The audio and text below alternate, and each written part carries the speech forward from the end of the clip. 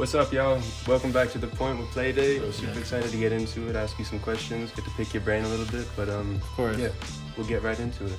So, like, what were your first steps in the industry? You know, we kind of know that you've always had a passion for hip-hop and started off with, like, videography. So kind of just talk about that time in your life and what was going through your head. And did you even have, like, aspirations to do what you're doing now?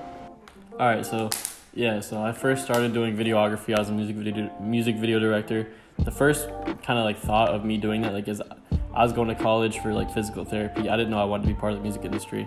But Jonathan, Golden Boy, he wanted to, like, do a podcast one day with me, hit me up. We went to dinner. I just started thinking, I was like, what can I do, like, for, like, music industry? I was like, I like making videos, because I used to make videos for, like, YouTube. And I was like, I like hip-hop. Let me just try out, like, you know, music videos.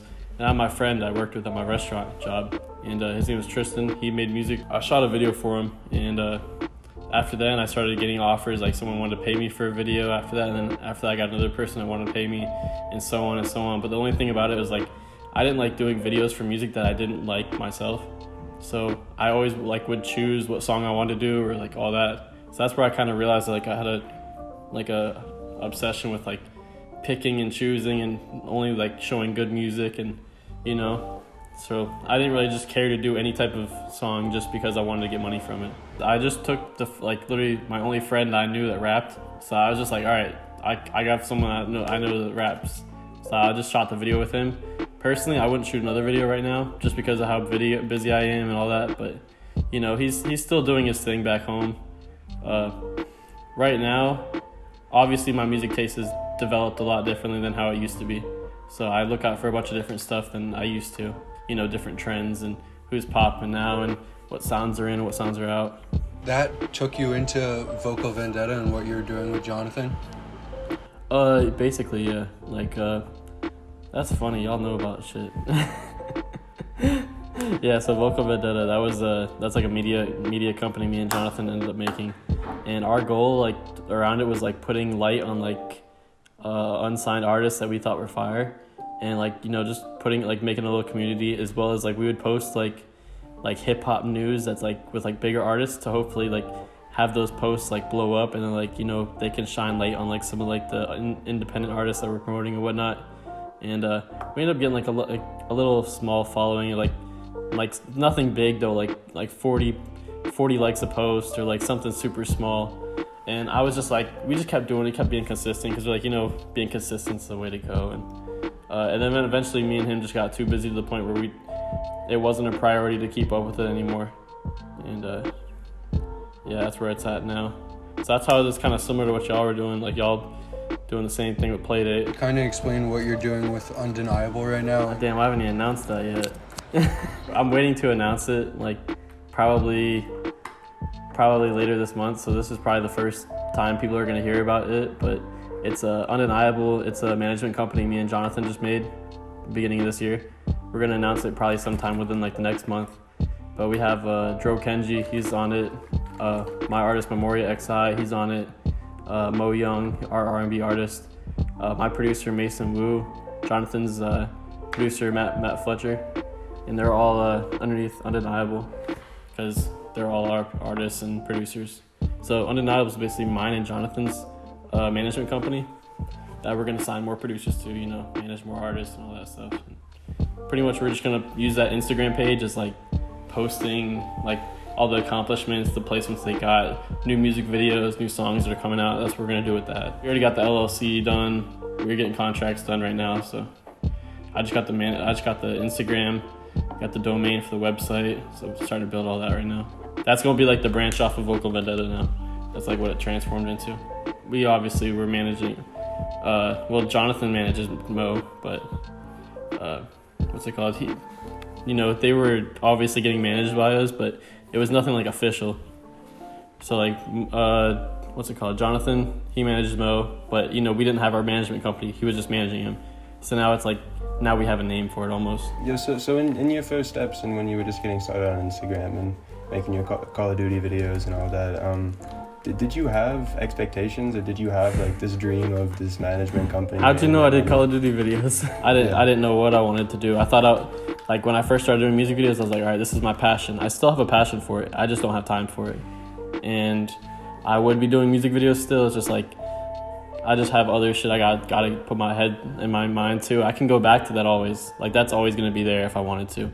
But I didn't know for sure that I wanted to be an A&R yet. I just knew that I really liked music, and I didn't know what I wanted to do with my life yet. Like I wanted to be a physical therapist. I was going to school for it. I got my associate's degree in college for it, and then just started telling my mom I'm gonna take semesters off. And I took one semester off, and then she was like, all right, you're gonna enroll back? And I was like, yeah.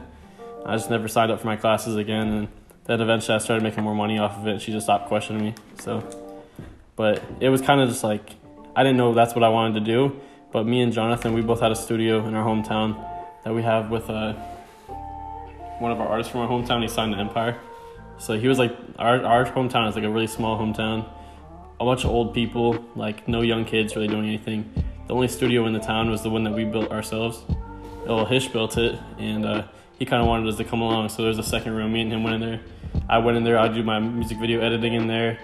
I started making graphic design stuff. Jonathan, he started doing graphic design stuff, started doing his management stuff, all that. That's how it kind of started, the ideas.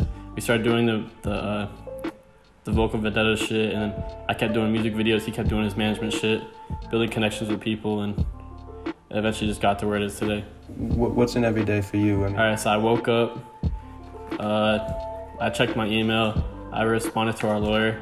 He's doing a couple of management contracts for me right now. One of my boys, Guap, he's an A&R, he was an A&R for RCA. He manages DCG and Cowboy. He hit me up. We set up a session with DCG tomorrow with Taz and them. I sent stems of a song I got placed by them to A&R, and I just kept going back and forth with people on text and email, finishing all my updates and all that stuff. Basically just a lot of scheduling, a lot of just making sure everybody's good.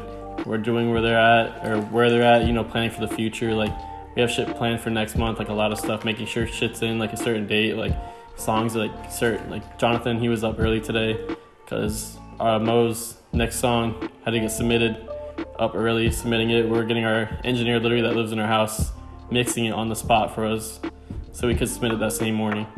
And that's pretty much it. Like every normal day is just making sure all of our artists are good, setting up sessions for our producers. Like anytime like an A&R hits us up, like they need beats, I'm hitting the group chat up and just doing all that normal shit.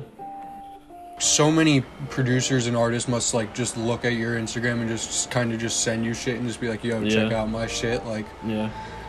How does that process work, and like how do you guys like usually find your producer? How do I deal with it? Like, yeah. All right, so usually if you DM me and you're like, yo, I just dropped my new EP, go check it out, I'm not looking at it. And I'm just being real. Sometimes if I know you and I've heard your music before, I'll like, and they're like, yo, I just dropped my new EP, check it out. I'll be like, yo, send me your most favorite song on the project and I'll check it out. Because I don't got time to look through 8 songs in an EP.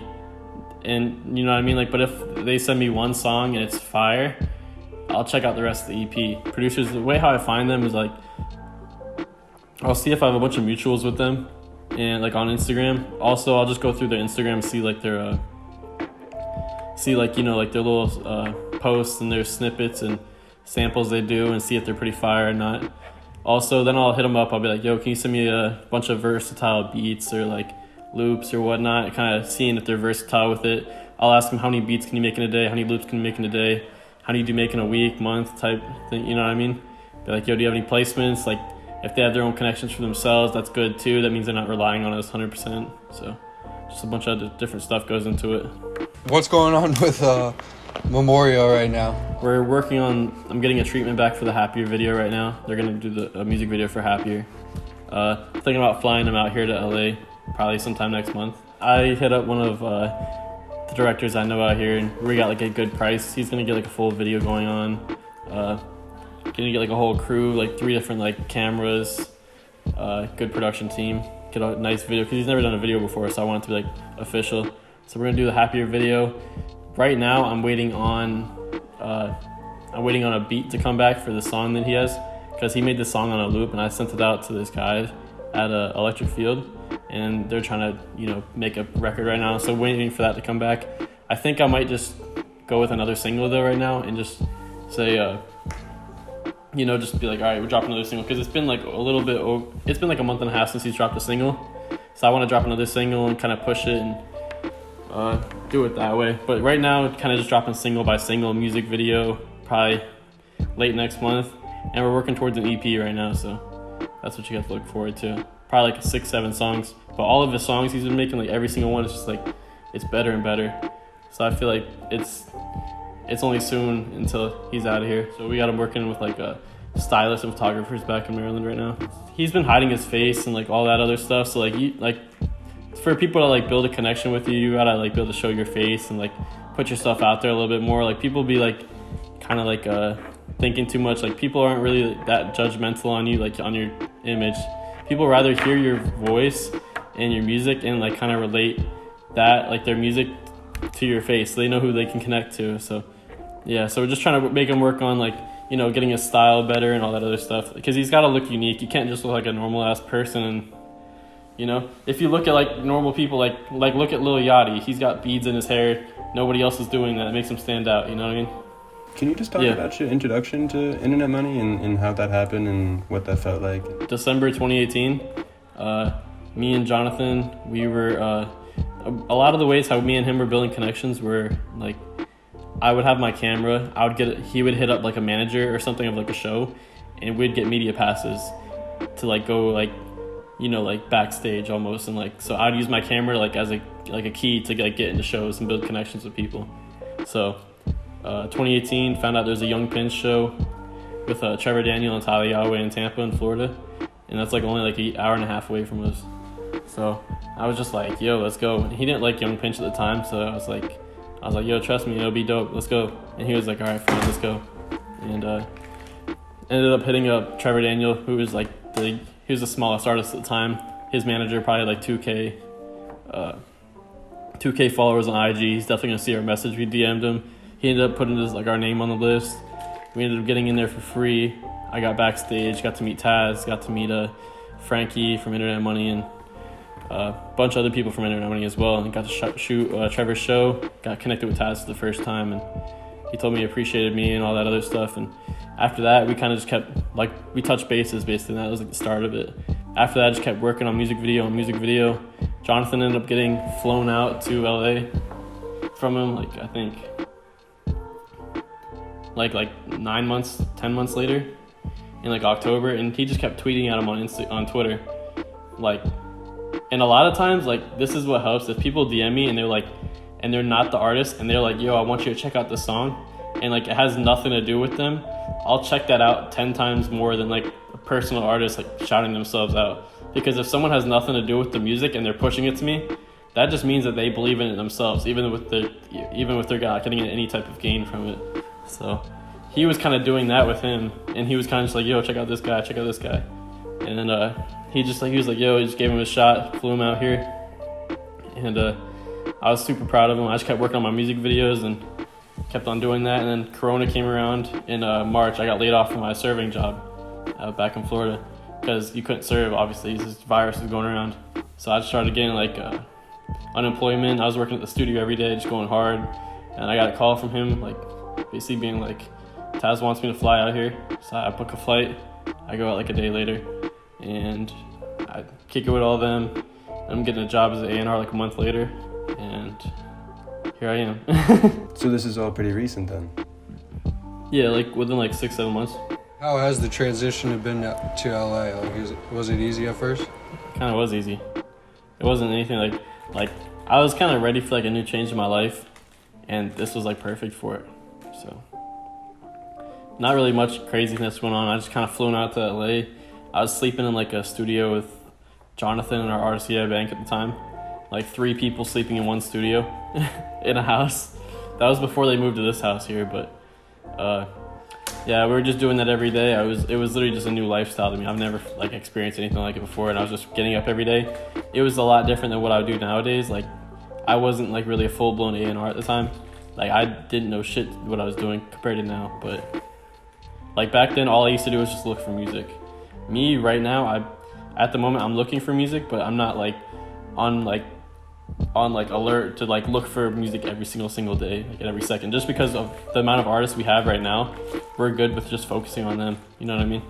And there's not too much music out there that's better than what we have right now on our list. Each interview we do, we like to do this section called Quickfire questions, and we're just gonna hit you with some Quickfire questions? Yeah. Oh, damn. All right. I mean, there's not too many. Don't start sweating yet, but yeah, just think about it and just respond with whatever feels right. But yeah, it starts easy and then it gets into some good stuff. But yeah, I guess we can start with based on that podcast Golden Boy from a couple years ago. You were talking about art. I was just curious, man. Funny. What kind of art do you make? What's your medium? I used to make like cover arts, like just like hip hop covers and stuff like that. I still use that to this day. Like it helps me. All this stuff that I used to do, like back then, like the cover arts and stuff, like cause like Taz will hit us up and be like, "Yo, I need this cover art built out like or like smaller." You know what I mean? And I'll go like wake up and like I'll edit it and like do some type of like thing for it and like we'll submit it. Like I have video editing skills, like Photoshop skills, stuff like that. A lot of my art's like just creative stuff like that, and not a lot of A&Rs can do. You're waking up tomorrow morning. What's your go-to breakfast? Tell me what your go-to breakfast. To be honest, I don't be eating breakfast that much, but when I first came out here a lot, it would be scrambled eggs. Scrambled eggs for sure. Cheesy and jalapenos. Yes, sir. Oh, yes, sir. Yes, sir. Yeah. You a Cartoon Network or Nickelodeon type of guy?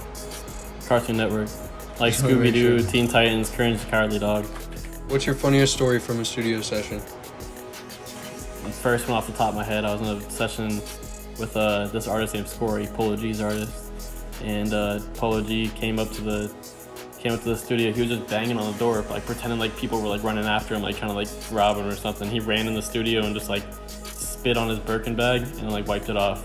And he just that's it. I was just dying laughing, but like I tried not to laugh, but I just couldn't. I don't know why. Is there any moment in your career over the past years that really stands out as like one of the craziest moments, something that you'll never forget? Right as our album dropped was a big moment.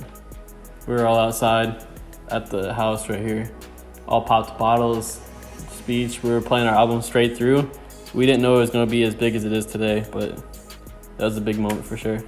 I was out in LA, like I got flown out, and I was out here on a one-way for like 2 months. And then I went back to Florida for like a month. And right after I came back out to LA, I started like doing more stuff, and I like realized this was like a really big deal. And like there's a lot going on, there's so much going on every single day. And like I just gotta bring value to myself. And that's what I started doing, and I was just like, yeah, this is for me. I actually like this a lot more than like the videography stuff. Even though I love the videography stuff, I'm still doing it to this day. Like what's it called? Like I'm doing a documentary for Mo right now. So I'm still doing stuff. It's just not outside work, like outside of internet money. But yeah, right after I came back from Florida out to LA, and like we got our house out here, and I was like, all right, we're out here for a year. I was like, this is for me. I'm trying to prove myself and get as much as I can done. Yeah, quickest time. What are your next steps? Do you have anything on your horizon or on the radar for you in the weeks and months to come? Yeah. All right. So pretty much it's the same shit we've always been doing. Right now, it's I do want to sign another producer sometime soon to Internet Money. I'm just gonna start naming the goals I have for 2021. I want to sign like 5 producers to like my management company, so I can just start hitting them up and being like, yo, I need packs for blah blah blah blah. You know what I mean? Because I have A&Rs hitting me all the time asking for beats for producers for beats that I could just like get packs ready to go. So I want to do that as well. Just probably getting Memoria a deal sometime soon. A lot of people have been looking out for him, so probably getting him a deal sometime. Probably a publishing thing as well. Getting Mason a couple more placements. Mason's my producer, so sending his loops out and whatnot. Every single day that I don't have anything planned, I'm always doing something. Like if I don't have like anything really busy that day, I'm like, all right, who can I connect with right now? Like in my mind, I'm like, oh, I'm not really connected with really anybody at Epic. So how can I get connected with the A&R at Epic? Like I just go through that, go check through Instagram. I'm like, oh, who can connect me? Who do I want to work with? That's like what I do on a daily basis. And trying to connect dots. Like what's it called? I was talking to A$AP Rocky's manager on email today, trying to get him for something for the album. Just shit like that. Just like trying to make plays happen. crazy is definitely a good word to kind of cap it all up. It's crazy, it's impressive, it's inspirational for the rest of us, but it's fire. Thank you. Yeah, no, thank you, man. Anybody can do it, man. Anybody can do it. Yeah. If I can, you can do it. We have a lot more we want to know, but this has been amazing, my man. We really appreciate you and your time and everything you've done, and we're excited for what's next and all the new projects and artists on the line and everything like that. But yeah, bro, we hope to stay in touch, and we'll hit you up with everything that's going on with us, and we hope to hear from you in the future. But seriously, bro, on behalf of everyone at PLAYDATE, from myself, from Mason, there you go. thank you, man. Thank you guys so much. You guys were like my first in-depth interview, and y'all actually knew a bunch of shit about me before like anything, which is kind of crazy. I don't know how you knew some of this stuff, but I mean, I appreciate it though a lot. Man, won't be the last interview, that's for sure. That's for sure, man.